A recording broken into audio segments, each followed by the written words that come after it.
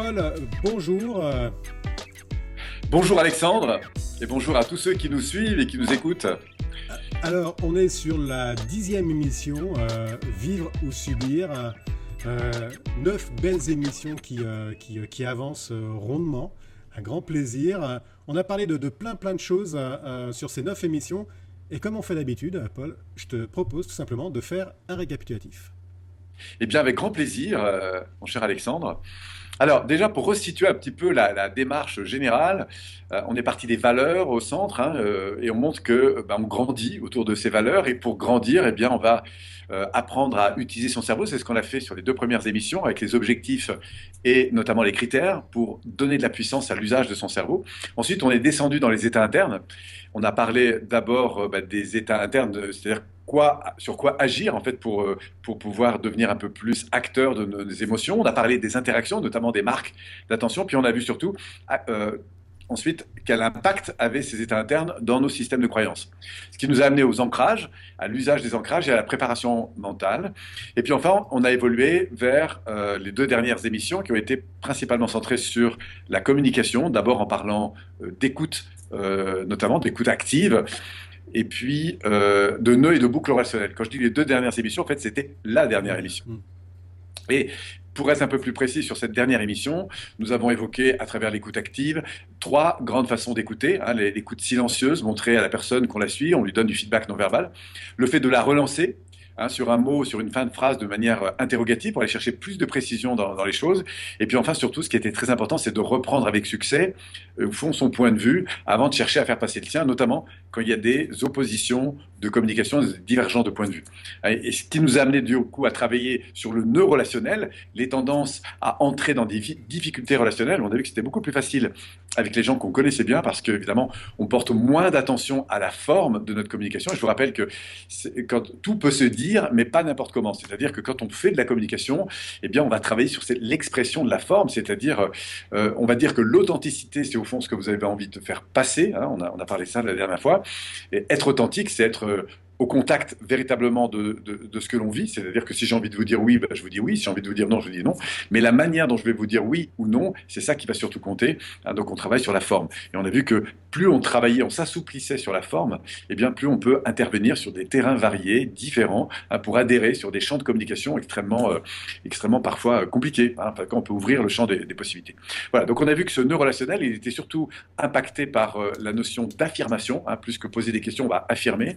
Ensuite, on va généraliser, c'est le facteur émotionnel qui nous entraîne là-dedans, alors qu'il est important de faire préciser, ce qui est tout à fait différent, et puis surtout de maintenir une posture non verbale, puisqu'on a vu qu'on communiquait bien sûr par les émotions, mais aussi par notre facteur énergétique et surtout physique.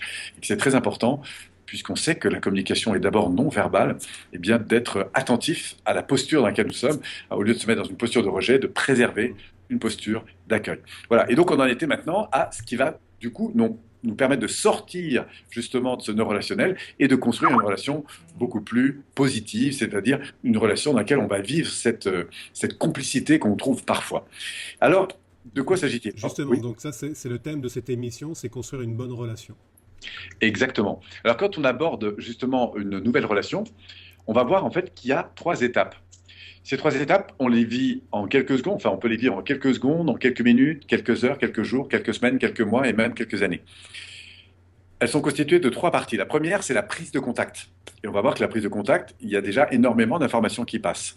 Hein, par exemple, si je suis sur une plage, qu'il n'y a personne, même à 100 mètres, eh bien, la nature même de la posture de la personne, sa manière dont elle est habillée, tout ça, va évidemment impacter sur moi. Si je vois un type arriver avec une mallette et si je vois une jolie fille en bikini, ben, c'est sûr que ce n'est pas du tout le même impact. Hein.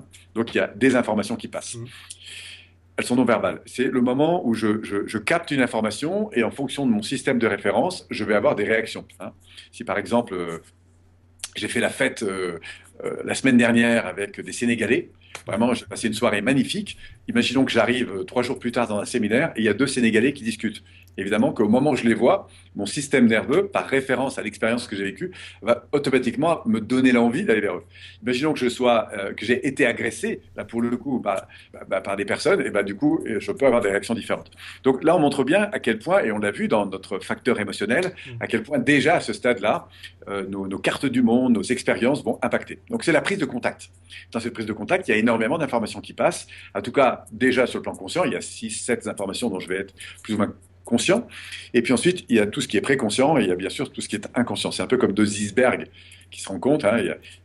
La partie consciente est très infime par rapport à tout le reste. Donc voilà, ça c'est la prise de contact.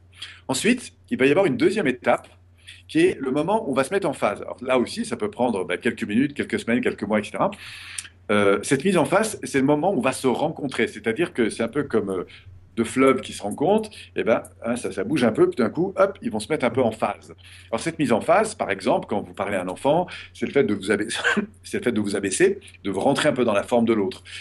Bon, il y a différentes façons de faire ça. Si vous êtes imaginons qu'on se rencontre dans je sais pas moi, un cercle professionnel, je te vois arriver, et puis du coup, au moment de l'apéro, peut-être, je m'approche de toi, je te propose une coupe de vin, et puis on commence à discuter.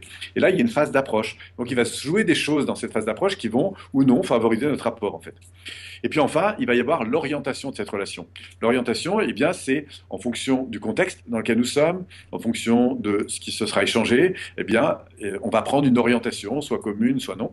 Voilà. Donc, 3 phases, hein. Phase d'accueil, phase de mise en phase et phase d'orientation. On aura ça donc pour toutes les situations. Et même quand on retrouve des gens qu'on a connus, par exemple si on retrouve ses enfants, c'est la même chose. Alors évidemment que quand le processus s'est déjà construit plusieurs fois, eh bien il s'accélère. Alors ce qui va être vraiment intéressant dans ces 3 phases, c'est qu'on peut améliorer sa relation en prenant en compte de ces 3 phases. Parce qu'il se passe des choses, évidemment, dans ces 3 phases. La première, on va voir que c'est surtout l'état d'esprit dans lequel je suis, l'état émotionnel, c'est-à-dire ce qui se dégage de moi non-verbalement, qui va énormément jouer, puisque je disais qu'il y a énormément d'informations qui circulent au-delà des mots. Donc quand j'arrive dans une soirée, le fait que je sois ouvert, souriant, que quand je regarde les gens, je les regarde avec intensité, que je sois vraiment présent, ouvert physiquement, automatiquement, je vais exercer et émaner quelque chose de différent que si au contraire je suis fermé. On va voir que le corps physique, comme on l'a vu dans les émissions précédentes, va émaner des choses, le corps émotionnel va émaner des choses, le corps physiologique, je veux dire, ou en tout cas énergétique, le corps émotionnel, et puis bien sûr l'état d'esprit dans lequel je suis. Après, deuxième étape, et c'est là que ça va se jouer beaucoup, c'est les facteurs qui vont favoriser cette rencontre.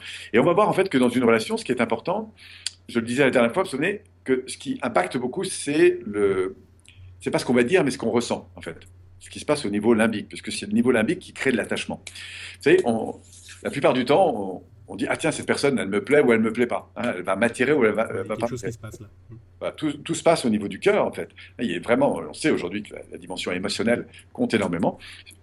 Disons que c'est la partie limbique un peu du cerveau.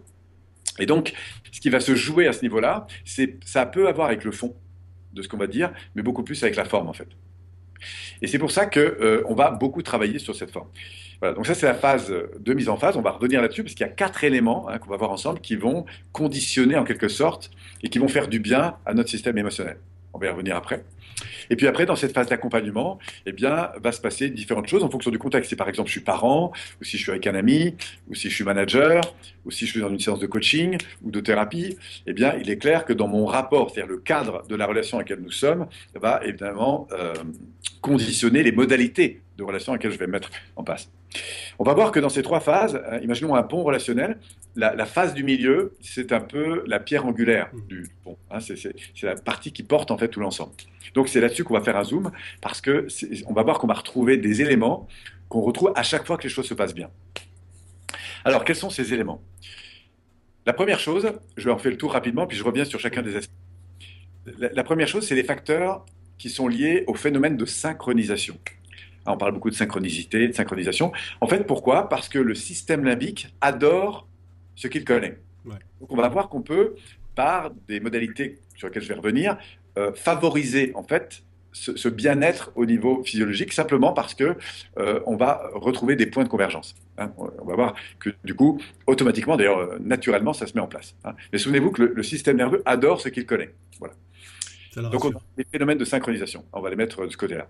Et puis, ensuite, on va avoir, deuxième grande partie, on va avoir tout ce qui a trait aux ancrages. On en a parlé ensemble dans les émissions précédentes. Les ancrages, c'est l'association émotionnelle dans laquelle je suis. Et on va voir comment constituer ça. Troisième élément qui va beaucoup compter, on va le mettre en bas, c'est tout ce qui a trait au sentiment d'importance que je sens vis-à-vis de l'autre. Alors, c'est au fond, est-ce que je me sens reconnu et accepté pour ce que je suis, inconditionnellement, aimé, en fait, et est-ce que l'autre ressent de l'amour de ma part? S'il y a eu des échanges verbaux, non verbaux, qui ont mis au jour, en quelque sorte, cet attachement, cette considération, cette reconnaissance, alors du coup, on va voir que ça joue beaucoup. Pourquoi? Parce que j'ai le sentiment que je suis important à ses yeux ou je vais montrer de l'importance aux yeux de la personne. Donc c'est le troisième facteur. Et on va voir que c'est différent de la stimulation.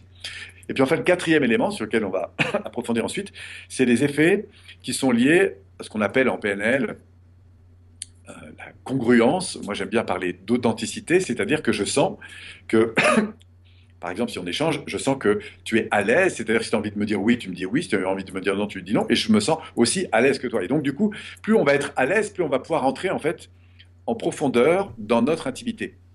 En gros, dans cette qualité de relation, on va voir qu'il y a quelques aspects sur lesquels je vais revenir en quelques instants. Donc, en synthèse, retenez synchronisation, stimulation, ce qui sont donc les ancrages, reconnaissance, tout ce qui a trait aux marques d'attention, et enfin, authenticité, qui est donc liée à ce facteur, on pourrait dire, de congruence. Alors, pour aller un peu plus Paul, loin. Paul, est-ce qu'il y a, Oui. est-ce qu'il y a un des quatre facteurs là qui est plus important que l'autre ou est-ce qu'ils sont tous à part égale? Alors, ça va dépendre des situations et de la sensibilité à laquelle je suis. Mais l'un va impacter sur les autres. En fait, on va voir que l'un va De entraîner façon l'autre. séquentielle. Parfois, voilà. Alors, ce que je sais, moi, je les mets dans cet ordre-là parce que je me suis rendu compte que c'est surtout, enfin, j'ai eu le sentiment, mais après, chacun peut avoir des regards un peu différents, mais que c'est plutôt dans ce sens-là, en tout cas, que moi j'observe le plus l'enchaînement des choses. Première étape, c'est déjà les effets de synchro. Ouais. Imaginons qu'on est sur ce même cocktail, je viens à côté de toi et je vais mettre en phase. En phase, c'est que par exemple, il est clair que si je rentre ne serait-ce que dans une salle où ils sont tous avec des cravates et des chemises à rayures et des vestes, et que j'arrive en chemise complètement ouverte à fleurs, soit j'ai vraiment envie d'afficher une identité différente, Ouais. soit, surtout si je suis pas très à l'aise, je vais me rendre compte qu'il y a un décalage. Donc je vais pas me sentir très bien, hein. Et donc j'ai besoin d'entrer dans la forme extérieure. Ça montre bien à quel point nous avons besoin de ressembler en fait. Alors, plus je suis en insécurité, plus je vais avoir besoin de trouver des éléments pour être rassuré qui me ressemblent. Si par contre, une fois que je suis en grande sécurité, je vais être attiré par la différence. D'accord? D'accord, ok. Donc les phénomènes de synchro, ils vont aider en fait à créer du rapport, à mettre les gens à l'aise. Si par exemple je veux parler à un enfant, le fait que je me mette à sa hauteur, ça va faciliter le contact. Le fait que si par exemple j'ai une négociation ou un échange où il faut qu'on se mette d'accord sur des choses alors qu'au départ on n'est pas dans une position tout à fait, on n'est pas forcément d'accord, le fait que je me mette par exemple à côté de toi en échangeant, sera plus on va mettre plus de qualité dans notre relation. Ainsi, par exemple, je suis en train je sais pas moi, d'expliquer à un enfant comment faire telle ou telle chose, vaut mieux que je me mette à côté de lui. Ce sera beaucoup plus facile. Euh, etc., etc. Hein, donc ça, c'est les effets de synchronisation. Alors, on les a d'abord sur le plan non verbal, sur l'attitude. Là, on va parler de la forme. Alors, je vais dire peut-être qu'il y a deux choses importantes. Il y a le but et la forme. C'est-à-dire qu'on se sent bien avec les gens qui poursuivent les mêmes buts, qui ont les mêmes valeurs, les mêmes projets, le même sens, hein. Et puis ensuite, on va se sentir bien aussi, enfin, en tout cas, notre inconscient va adorer ce qui lui ressemble, c'est-à-dire lui ressemble dans la forme. Ce qui veut dire que si, par exemple, on est dans une réunion et que tout d'un coup, j'ai envie de me marrer parce que je vois un truc qui me fait rire, si toi, en face, je capte que tu es dans la même énergie au niveau émotionnel, eh bien, il va y avoir un effet, évidemment, de stimulation commune, et ça va éveiller ou en renforcer en tout cas notre sentiment de complicité. Si par exemple, je sens que tu n'es pas d'accord alors qu'il y a un truc important qui est en train de se jouer, eh bien, le fait que tu sois avec moi en face là-dessus, ça va me faire du bien et ça va renforcer notre sentiment de complicité. Par exemple, avec Anthony Robbins, il y a un truc qui montre beaucoup dans ses séminaires, j'ai fait énormément de séminaires avec lui à une époque. À un moment donné, il met deux personnes qui se connaissent absolument pas sur scène. L'une va prendre une posture et l'autre va prendre exactement la même posture. Et pour être extrêmement précis, il y a quelques personnes comme ça qui défilent sur scène et qui vont toujours ajuster un truc que la personne n'avait pas vu pour qu'elle soit vraiment, vraiment, vraiment sur tous les détails exactement comme l'autre. Et en fait, il se passe un truc incroyable, c'est que il va même pousser le bouchon plus loin parce que parfois il dit à la personne, tiens, à quoi tu penses là? Par exemple, parle-moi d'un truc comme ça qui te porte et la personne, mais ne me dis pas à quoi elle pense. Et souvent la personne dit, ben, voilà ce à quoi j'imagine qu'elle pensait. Et c'est incroyable de voir Ouais. comment quand les corps, au niveau physique, au niveau énergétique, au niveau émotionnel, sont extrêmement en synchronisation, eh bien on s'aperçoit qu'il y a des connexions qui se font à un niveau qui nous dépasse. Mm. Donc ça, ce sont des effets de Il y a une synchronisation. expérience anglaise hein, d'ailleurs qui a été faite sur ça. Là. Oui, voilà. Le coup de foudre, hein, on sait que en fait, le coup de foudre, ça peut avoir avec le contenu de la personne, si je puis dire, mais avec des modalités. Tenue de tête, typologie de personne, façon de parler, façon de se tenir, façon, etc. On peut avoir des fichiers qui ont intégré des modalités, un peu comme une clé qui rentre dans une serrure. Et quand l'ensemble de ces données arrive, bah, tout d'un coup, il y a le système nerveux, en fait, il va vivre un sentiment fort d'intensité parce que tout d'un coup, c'est comme si je trouvais exactement la personne qu'il me fallait, l'objet qu'il me fallait, voilà. Et donc, quand la forme est pile en phase avec ce à quoi j'aspire, en fait, il y a un effet comme ça très fort, émotionnel souvent, et qui fait monter la chose. C'est le phénomène du coup de foudre. Je suis désolé de retirer un peu de poésie. Mais c'est Coup de bien, il y foudre. a une explication, c'est parfait comme ça aussi. Et voilà, hein, on joue comme ça. Donc, qu'est-ce qui va se passer? Eh bien, on va pouvoir être attentif. En fait, à certaines postures, d'une part, on peut jouer bien sûr pas seulement sur ce qui se voit, hein, ce qui se voit c'est la posture, c'est le mouvement, etc. Si je suis quelqu'un par exemple qui est plus souple dans ses mouvements, bah, c'est bien que je sois un peu plus souple. Si au contraire quelqu'un qui est dynamique, il vaut mieux que je monte un petit peu mon dynamisme, etc. Ça c'est pour l'idée de se mettre en phase en fait. Hein, c'est exactement comme quand vous allez danser avec quelqu'un, Mm. faut vous mettre en phase si vous voulez que Dès ça le se passe bien. départ, ouais. Voilà. Donc ça va aider à la relation. Et puis il y a aussi tout ce qui est auditif. Hein. Si par exemple vous êtes amené à faire du téléphone ou beaucoup, bah, c'est intéressant d'écouter pas seulement ce qui est dit, mais la manière dont c'est Oui. dit, c'est-à-dire d'écouter un peu la musicalité, le ton de voix, est-ce que la personne parle vite, doucement, est-ce qu'elle a beaucoup de variants dans la voix, etc. Hein. Et on va voir qu'il ne s'agit pas de singer, mais d'être attentif à ce rythme. Parce que le fait de singer, justement, je saute là-dessus, ça génère l'inverse de ce que l'on veut dans une Oui, relation. exactement. Moi, j'ai des souvenirs comme ça. Ça remonte un peu, je me souviens, j'avais été visité par un des commerciaux qui vendait de la publicité. Et donc, ils viennent me voir, et puis la personne me dit, ah bah tiens, vous faites quoi dans votre entreprise? Bah voilà, je fais de la communication. Ah bon, c'est intéressant, tout ça, et vous faites quoi? Bon, je fais de la PNL. Ah, la PNL, il me dit, ah ouais, ouais, super. Et en fait, j'avais repéré le gars, à chaque fois que je bougeais la tête dans un sens, il faisait la même chose, à chaque fois que je levais la main, il faisait... Enfin, vraiment, mais c'était un peu excessif. Alors, comme en plus, j'ai un niveau d'attention là-dessus qui est peut-être un peu plus... Enfin, je suis un peu C'est plus... familial, ouais. Ouais, parce que je suis habitué à être attentif. Et effectivement, j'observais que quand je bougeais un peu, il faisait la même chose. Et puis, il me dit, ah, je connais la PNL. Je dis, d'accord. Et bien oui, j'en fais à l'école et tout. Et on a appris des choses. D'ailleurs, j'ai appris un truc, c'est la synchronisation. Et là, je dis, oui, d'ailleurs, je vois bien que vous avez bien suivi le cours, que vous l'appliquez. Je vous invite simplement à être attentif, à pas le faire trop, quoi. Ouais. À laisser faire, en fait, le naturel. Et moi, je crois que si vous êtes vraiment préoccupé par le fait d'être bien avec la personne, C'est bah, laissez naturel. faire. En fait. Le naturel va très bien faire les choses. D'ailleurs, on le voit en famille, enfin, on le voit dans la rue, on le voit dans le métro, on le voit partout. Si vous commencez à observer les personnes, vous allez voir qu'elles sont justement en synchronisation, en permanence, très souvent. Mm. Donc, on l'a vu hein, sur la posture, on l'a vu sur le ton de voix et on peut le voir aussi sur le plan émotionnel. C'est tellement important. Moi, je me souviens quand je faisais du sauvetage en mer, ça commence à remonter, mais j'ai fait ça pendant 5 ans. On surveillait parfois des plages où il y avait 2000, 3000 personnes. C'est impossible de surveiller Mm. personne par personne. Mm. Donc, qu'est-ce qu'on fait? On observe les masses et quand on voit quelque chose qui sort un petit peu du contexte. Par exemple, il y en a un qui est très agité, les autres sont calmes. Là, on commence à faire attention. Quand on voit un gars qui arrive tout blanc au 1er août et qui traverse comme ça au milieu de la plage, qui est en train d'aller directement dans la bouée, là-bas, il n'a pas vu les courants, il n'a pas vu tout ça. Là, on se dit, oulala, il faut faire attention. Voilà, donc on observe ça. Dans les salles où à une époque, je faisais aussi de la formation sur les personnes qui font de la sécurité, sur les personnes, ce qu'on appelle les personnalités un peu à haut risque. Quand vous êtes dans des grands séminaires, des grandes conférences, on ne peut pas observer tout le monde. Par contre, ce à quoi on entraîne les gens, c'est à observer les dissonances de comportement.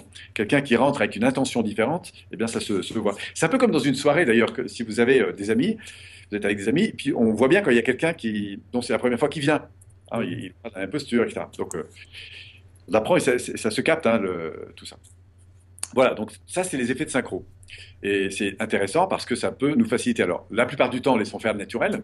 Mais si, à un moment donné, on est dans un rapport un peu plus compliqué, eh bien, c'est des données qui vont Mm. énormément jouer. Ouais. Hein, si vous êtes en conflit, par exemple, avec un collaborateur, avec un enfant, un ado, qui que ce soit, un parent aussi, hein, et c'est encore plus vrai quand vous êtes proche, eh bien, prendre en compte ces facteurs, vous allez voir que ça va beaucoup améliorer en fait Facilité, votre ouais. rapport à l'environnement.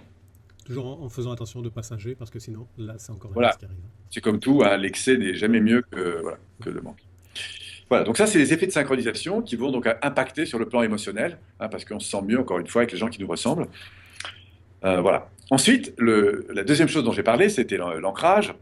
Et dans la partie de l'ancrage, ce qu'il faut retenir, parfois les personnes confondent avec la synchronisation. En fait, c'est pas la même chose. L'ancrage, c'est l'association émotionnelle que j'ai avec la personne, notamment par exemple quand je vais la quitter, puisque la manière dont je vais la quitter, ça va conditionner la manière dont je vais la retrouver.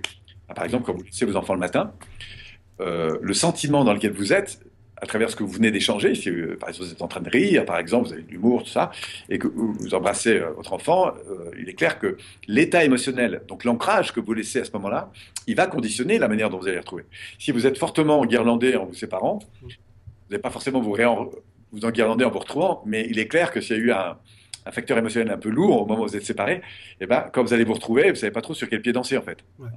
Imaginez par exemple que, je sais pas, moi je me rende quelque part pour un poste de travail, et puis je suis un peu en retard, donc je suis un peu tendu, et au moment où j'arrive sur le parking, il y a une personne qui veut prendre une place, et puis bon, moi finalement je la prends, puis la personne me fait un peu la tête, je sors de la voiture, je dis écoutez, je suis désolé, je suis un peu pressé, je cours dans l'immeuble en question, je monte au septième, j'attends, la personne me fait attendre dans la salle d'attente, et puis la personne avec qui j'ai rendez-vous, ne voilà pas qu'elle arrive, et sur qui je tombe, sur la personne dont j'ai piqué la place. Là, on peut comprendre que le rapport qui s'est joué sur le parking pourrait conditionner de manière un peu Beaucoup trop. particulière ma relation. Alors, la bonne nouvelle, c'est que tout peut changer à tout instant, mais il est clair que le facteur émotionnel, l'empreinte émotionnelle qu'on a laissée, l'ancrage, va aussi conditionner évidemment la relation. Alors, ce qu'on peut dire encore sur l'ancrage, c'est qu'on a des affaires de cumul d'ancrage. Hein, si par exemple, je reçois un SMS de mon conjoint qui est un peu, à ce moment-là, qui n'est pas forcément très positif, ça peut passer. Mais si c'est le troisième ou quatrième ou le cinquième que je vois dans la journée, il y a un cumul d'ancrage qui à un moment va dire, oula, stop, Stop, la ouais. coupe est pleine.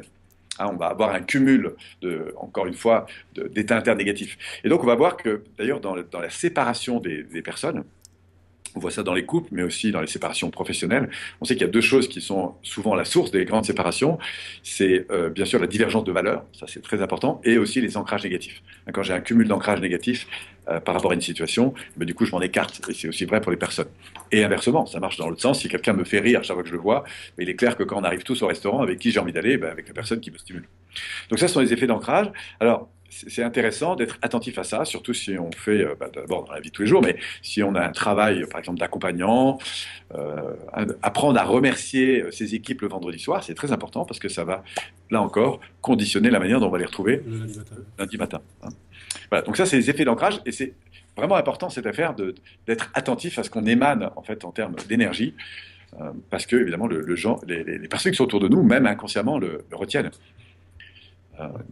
Et voilà. ça a un impact qui peut être changeant en fonction de comment tu te quittes, c'est ce que tu disais tout à l'heure. Exactement. Voilà. Il reste, Paul, 5 minutes à peu On près. va approfondir les deux autres. Donc, pour finir, je parlais des marques d'attention donc, tout à l'heure. Donc, ces marques d'attention, ce qu'il faut retenir, c'est qu'il y a deux niveaux. Il y a le niveau conditionnel, on l'a vu ensemble et puis inconditionnel. Conditionnel, c'est lié au faire et à l'avoir. Mm. Donc, est-ce que je me sens, par exemple, professionnellement, ça peut être important d'être reconnu, notamment par mes pairs, hein, professionnellement, parce que je fais voilà, ce que j'ai. Par exemple, si le fait que tu sois un homme de radio, ou que tu fasses beaucoup de vidéos, si tu me donnes un feedback là-dessus et que j'estime que tu as une grande compétence, évidemment, le retour conditionnel va être important pour moi, hein, parce que Mm. je veux me sentir reconnu par mes pairs. Et puis, il y a la dimension inconditionnelle, qui est plus liée à ce que je vis, à ce qu'on peut partager, à échanger. Et effectivement, si je me sens important, ou si la personne se sent importante à mes yeux, du coup, il y a un facteur de considération, de reconnaissance qui est fort. Et là, on voit que c'est vraiment une affaire d'intensité Mm. de relation qui va jouer, de qualité en fait de considération. Voilà. En tout cas, c'est un petit peu différent de la stimulation, puisque c'est vraiment le sentiment que la personne est importante à mes yeux. On peut forcément ne pas avoir de stimulation positive, mais la personne, elle restera importante. Par exemple, parce que j'ai un attachement vis-à-vis de la personne, ça fait des années qu'on vit ensemble, donc il y a un attachement fort, c'est un enfant, c'est un ami, c'est un frère, donc il y a un attachement. Et je vais marquer cet attachement, même s'il n'y a pas forcément beaucoup de stimulation. Ah, Mm. vous voyez, c'est deux choses différentes. Donc plus cet attachement est élevé, bah, plus la relation en général est forte. Et puis dernier point, je reviens sur la notion de congruence et d'authenticité, pour ajouter peut-être deux choses. On dira que plus il y a congruence, plus je vais me sentir à l'aise, authentique dans la relation, plus finalement la relation va devenir simple, Ouais. claire et directe. Voilà. Et ce que je rajouterais par rapport à ça, c'est que pour donner plus d'intensité à cette relation, il vaut mieux l'orienter sur ce que nous vivons que sur ce que nous faisons. C'est-à-dire que c'est comme dans un couple, si on ne parle que de ce qu'on fait, de ce qu'on a, que des vacances, des enfants ou des problèmes d'école, et qu'on n'échange plus sur ce qu'on vit, Mm. ben, à un moment donné, on perd énormément. Et à contrario, si je suis un manager et que j'ai peu de temps avec mes équipes, eh bien, nous, on les entraîne justement à avoir cette communication qui est beaucoup plus orientée sur le sensoriel. Ah, par exemple, au lieu de dire à la personne, ben, qu'est-ce que tu en penses? Je vais dire, mais comment vous vivez ce type de décision? Ah, D'accord. mais comment ça se passe aujourd'hui, etc. Ce Ah, qui le est fait très que différent. oui, ce qui est très différent parce que Mm. prenant en compte le facteur émotionnel dans ce que tu vis, eh bien, du coup, il y a un facteur de considération qui est plus fort, mais surtout un facteur d'intimité Ouais. qui est plus élevé. Mm. Et ça, on s'aperçoit que c'est un élément important. Et on dira que le niveau d'intimité, c'est le niveau le plus élevé, hein. Si on découpait ça en échelle, je vais le faire rapidement, mais le moins élevé en termes d'échange, c'est le retrait. Ah, c'est-à-dire qu'on ne se parle pas, en fait, dans un grand Ouais. magasin, par la personne. Après, vous avez le niveau du rituel. C'est le bonjour, bonsoir, mais juste ce qu'il faut pour maintenir un tissu social. Après, si on descend un peu plus dans l'intensité, on va avoir le passe-temps. C'est-à-dire que comme l'ascenseur est un peu long, eh bien, on discute en général de tout et de rien, mais c'est pas très engageant. On parle de météo, de football, enfin bon, voilà. Et puis ensuite, on va rentrer non plus dans le passe-temps, mais dans l'activité. L'activité, ça veut dire qu'on a un objectif. C'est-à-dire que comme c'est important, eh bien, je ne vais pas prendre mon téléphone pendant qu'on échange. Hein, ça peut être parce qu'on joue une partie de tennis, ou parce qu'on règle un problème ensemble sur un dossier, ou parce que voilà. Mais on a un but commun. C'est la raison pour laquelle on est ensemble. Donc on est dans de l'activité, hein, par rapport au passe-temps. Et puis enfin, on a deux champs possibles. Une fois qu'on commence à rentrer un peu plus souvent dans l'activité, que les liens sont un peu plus forts, soit on va rentrer dans ce qu'on va appeler nous les jeux psychologiques. Donc, c'est tous les phénomènes de victimisation, de critique, d'évaluation de soi ou des autres. Hein. Donc là, il y a toute une intensité de jeu émotionnel. On ne va pas trop développer là aujourd'hui. Soit on va passer directement dans l'intimité. L'intimité, c'est-à-dire que je ne parle pas des autres, mais de moi. Je m'exprime en termes de jeu. Et là encore, on a aussi différents niveaux d'intensité dans l'intimité. Mais l'intimité, c'est le niveau le plus fort d'échange que l'on peut avoir. On peut l'avoir, bien sûr, dans un couple, mais on peut l'avoir intellectuellement, on peut l'avoir parce que on peut l'avoir, par exemple, je fais une conférence, puis je suis complètement inspiré, je suis complètement en phase, donc en intimité avec mon groupe, et donc du coup, ça va accentuer la qualité du rapport qu'on va avoir avec l'environnement. Quand vous êtes dans l'intimité, vous parlez de vous, vous avez le sentiment que tout peut être dit, vous êtes pleinement authentique. Vous pouvez parler de vos problèmes, mais ils sont jamais, c'est l'expression d'une difficulté que je vis, mais jamais sous un mode de culpabilisant pour moi ou pour les autres, mais plutôt sur un mode, voilà ce que je vis et voilà, à partir de ça, ce qui me semblerait important, quoi. Voilà, parce quoi? Parce que je suis vraiment connecté à mon important. Et puis il y a une autre particularité, c'est que le temps s'arrête un peu quand vous êtes dans l'intimité. C'est ces moments où tout d'un coup vous regardez l'heure, oh, mon Dieu, autant de temps se sont écoulés. Voilà. Donc ces cinq facteurs. Alors pour juste finir sur cette dernière minute qui nous reste, moi je vous invite à faire la chose suivante. C'est vous prenez, vous prenez deux personnes avec qui vous aimez passer du temps. Et si vous les avez en tête, si par exemple tu peux le faire, on peut finir comme ça ensemble si tu veux, et puis les autres peuvent faire la même chose, ceux qui nous écoutent. Pense à une personne que tu apprécies, Ouais. par exemple Alexandre, et tu l'as en tête. Oui, oui, tout à fait, oui. Ouais. Et vérifie, tiens, est-ce que tu retrouves, quand vous êtes bien ensemble, ces effets de synchronisation? Est-ce que tu as le sentiment d'être en phase avec lui? Ouais. Voilà. Tiens, pour comparer, prends directement une personne avec qui tu accroches moins. Ouais, ok. Pas forcément en termes de conflit, hein, c'est juste que tu accroches moins. D'accord, c'est intéressant que tu dises pas en termes de conflit, hein. Mais oui, oui, ok, c'est bon, j'en ai une. Voilà, il n'y a pas plus de. Donc on va avoir A, ça c'est la personne avec qui tu accroches, Ouais, et puis on va avoir B, c'est la personne avec qui tu accroches moins. Si on prend le facteur synchronisation, d'accord? Est-ce que tu sens qu'il y a plus de synchronisation avec la personne que tu accroches? C'est-à-dire que vous avez le sentiment d'être un peu en phase, avec des objectifs ouais, communs, clairement, ouais. alors que c'est que tu accroches pas, il n'y a pas grand-chose. Non. C'est assez creux. Ouais, en termes d'intensité, c'est assez Mm. faible, Ouais, on va dire. c'est clair que c'est complètement Plus ça. élevé avec la personne avec qui tu es. Mm. Si maintenant on prend la stimulation, bah, tu vas voir que probablement tu as des ancrages qui sont moins stimulants, pas forcément négatifs, mais moins stimulants, et plus intenses avec la personne avec qui tu. Ah oui, clairement, oui. Hein, clairement. Après, au niveau de la considération, c'est-à-dire le sentiment d'importance que vous avez l'un vis-à-vis de l'autre, ou en tout cas toi à ses yeux, ou lui Mm. à ses yeux, bah, j'imagine qu'avec A, c'est plus fort qu'avec B. Oui, clairement aussi, hein. Et puis, en termes d'authenticité ou de profondeur, Oui, j'imagine que d'honnêteté. vous avez des échanges un peu plus profonds Ouais, avec la personne avec qui tu accroches qu'avec l'autre. ouais, Tu vois? clairement. Oui, Donc, tu vois, c'est très intéressant parce que si on place ça sur un petit tableau, eh bien, on peut se dire d'une personne à l'autre, on a évidemment des niveaux différents. Et l'un souvent entraînera l'autre. Maintenant, tu peux prendre une seule et même personne. On va finir là-dessus. Prends par exemple la personne avec qui tu partages la relation la plus forte. Peut-être un enfant, peut-être un conjoint, et ceux qui ok. nous écoutent peuvent faire la même chose. Et maintenant, pense avec cette personne à des moments où vous êtes vraiment en haute qualité relationnelle, vous avez des pics, Mm. haute qualité relationnelle, et puis un autre moment où, au contraire, ça a été plus compliqué. Et on a tout ça dans Ok, la vie. ouais, ouais, on a tout ça, ouais. Quand on Il faut croise un vraiment les. conjoint, ouais. Ouais, Voilà. Et maintenant, demande-toi, on va faire le tour du truc avec la même personne. Est-ce que vous étiez plus en synchro quand vous étiez au top? Effectivement, moins en synchro quand vous n'étiez ouais, pas au top. clairement, oui. Mm. Voilà. Est-ce que les intensités d'ancrage étaient plus élevées ou est-ce qu'ils étaient moins élevés? Quand j'étais en synchro, oui, plus élevé, oui. Quand tu étais en phase avec la personne, Oui, quand j'étais en phase, et puis par contre, quand j'étais pas en les phase, effets j'étais beaucoup plus. d'ancrage, on va dire, étaient beaucoup plus Ouais, élevés. ouais. Hein. Et Est-ce même que les le sentiment distances. de considération et de reconnaissance était plus fort? Oui, oui, oui, tout à fait, clairement. Évidemment. Hein. Mm. Et puis, l'effet d'intimité, de partage de profondeur, de choses profondes, était Pareil. effectivement, l'authenticité est beaucoup plus Ouais. forte. Hein. Donc là, c'est pour faire un tour rapide, mais on voit qu'on a ces éléments, quel que soit l'objet, le contenu de ce qui est échangé en fait. Et si on va chercher un peu plus loin, on pourrait même prendre des personnes avec qui on ne s'entend pas forcément sur le fond, mais par contre, on apprécie sur la forme. Oui, ça, on en a hein, dans notre entourage. Voilà. Il suffit de prendre n'importe quelle soirée dans laquelle vous avez été. Ben, il y a des gens que vous appréciez, vous ne partirez pas forcément en vacances, mais vous appréciez ces personnes. Voilà. Vous n'êtes pas forcément d'accord. Ça. Eh ben, on va voir que les moments où vous êtes au fond très bien avec eux, eh bien, ces curseurs remontent en fait. Pourquoi? Parce que pour finir, notre système émotionnel est au centre. Vous voyez, si je fais ça sur mon écran là, Ouais, vers là, voilà. ouais. Au centre, je mets EI, hein, c'est mon état émotionnel. Et puis après, il est conditionné par l'intensité des phénomènes de synchro, l'intensité des phénomènes d'ancrage, l'intensité des phénomènes de considération et l'intensité des phénomènes d'authenticité de considération. Donc, si vous voulez améliorer la relation avec un proche, avec votre voisin de palier ou avec une personne dans un bureau, y compris si vous prenez la personne avec qui vous accrochiez moins tout à l'heure, imaginez que vous allez passer une semaine en mer ensemble sur le même bateau ou que vous êtes amenés dans un bureau à travailler ensemble, la vraie question c'est comment je vais augmenter le Voilà, facteur le curseur. de synchro, comment je vais augmenter le facteur d'ancrage, comment je vais augmenter le facteur de considération et comment je vais augmenter le facteur d'authenticité. Oui. Réponse, Bah, en synchronisant principalement, puis en oui. faisant comme l'autre C'est-à-dire que je personne. vais exactement. Alors ça marchait pour la synchro. Oui, oui. C'est une bonne façon de démarrer. Ouais. Ensuite, on va générer de la stimulation positive et elle va nous revenir probablement.